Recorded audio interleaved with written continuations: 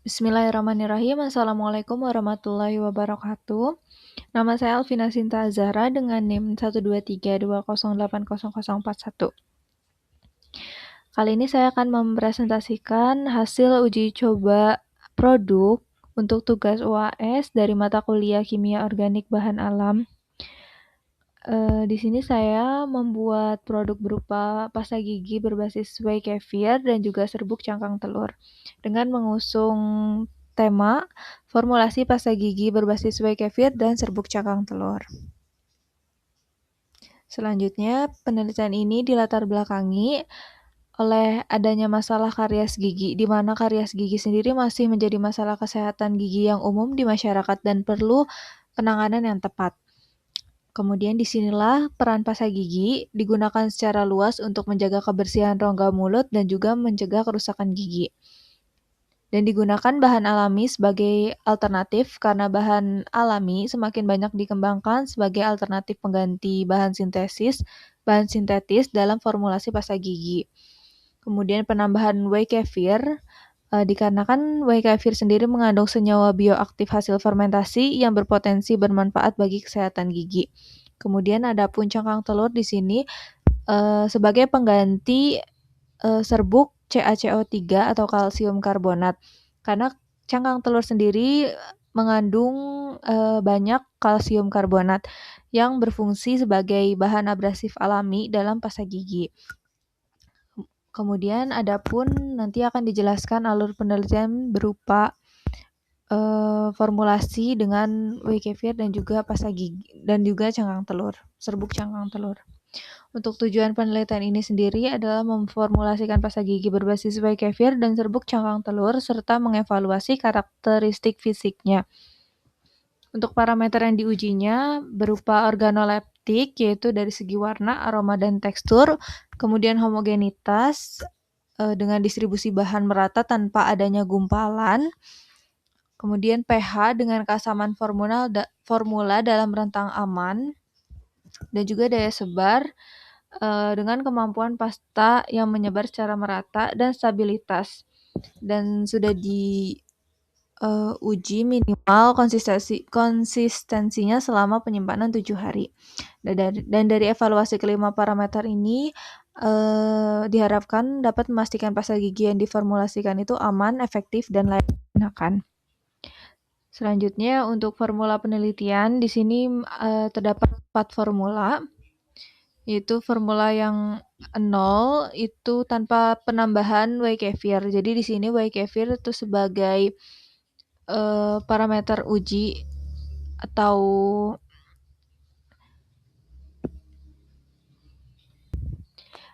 variabel bebasnya dengan formula untuk penambahan cangkang telur, kemudian pengental santan hitam, dan juga bahan-bahan lainnya itu sama untuk semua formula. Yang membedakan hanya penambahan whey kefirnya. Untuk formula 1 itu whey kefirnya di 2 gram atau di 6,6%. Untuk formula 2-nya di 4 gram atau di 13% dari formula. Kemudian formula 3-nya di 6 gram atau di 20% dari jumlah formula. Untuk metode penelitian yang dilakukan, yang pertama adalah pembuatan whey kefir dengan fermentasi susu dengan kultur kefir atau bibit kefir. Kemudian pembuatan serbuk cangkang telur dengan cara pencucian, pengeringan, kemudian penghalusan cangkang sampai didapat tekstur minimal di 100 ml. Kemudian untuk formulasi pasta gigi, yaitu pencampuran bahan sesuai formula yang sudah dirancang. Selanjutnya uji organoleptik dan homogenitas dengan mengevaluasi warna, aroma, tekstur, dan keseragaman tekstur. Kemudian uji pH, daya sebar, dan stabilitas. Dengan pengukuran pH menggunakan pH meter, daya sebar menggunakan beban di 100 gram, dan juga stabilitas selama 7 hari. Selanjutnya, langkah pembuatan. Yang pertama, pembuatan whey kefir dengan menyiapkan kurang lebih 250 ml susu UHT full cream sampai dengan 1 liter. Kemudian menambahkan kefir grain atau bibit kefir di 10-20 gram. Kemudian difermentasi di suhu ruang selama 24 jam dalam tempat tertutup. Kemudian disaring untuk dipisahkan kefir grain dan juga whey kefirnya. Setelah itu didiamkan hingga terbentuk curd dan whey. Kemudian dipisahkan fraksi whey-nya untuk digunakan dalam formulasi.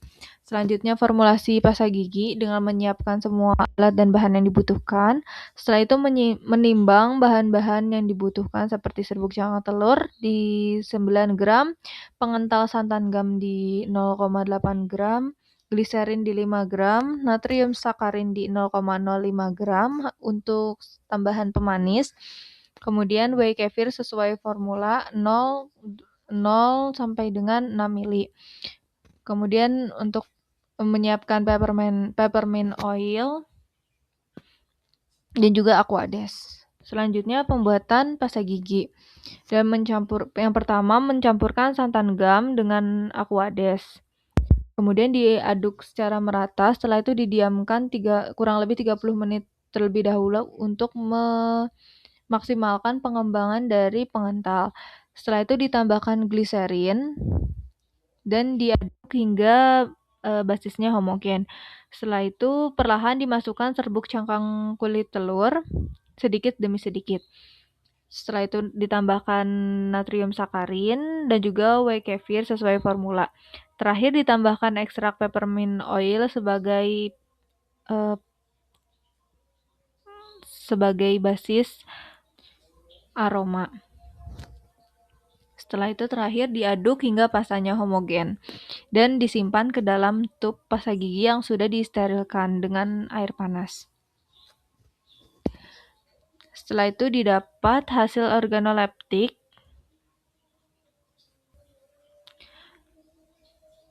Setelah uji coba dan didapatkan formula yang berhasil berbentuk produk, diuji organoleptik dan homogenitasnya. Setelah itu hasil pengamatan berupa untuk semua formula itu warna, aroma, tekstur, dan homogenitasnya itu sama, yaitu warnanya itu coklat muda, aromanya aroma mint, teksturnya pasta, dan homogenitasnya homogen. Kesimpulannya, seluruh formula memenuhi syarat organoleptik dan juga homogenitas standar. Selanjutnya untuk hasil pH. Untuk formula 0, untuk formula pembanding itu didapat pH 7,13. Itu belum ada tambahan whey kefir. Selanjutnya untuk formula pertama itu di 6,87, formula 2 di 6,39, dan formula 3 di 6,15. Dari hasil pengamatan dapat disimpulkan bahwa pH itu menurun seiring peningkatan whey kefir yang ditambahkan. Hal ini disebabkan adanya asam organik hasil fermentasi di dalam whey kefir. Dan seluruh formula masih memenuhi rentang pH pasta gigi yaitu di 6 sampai 7,5.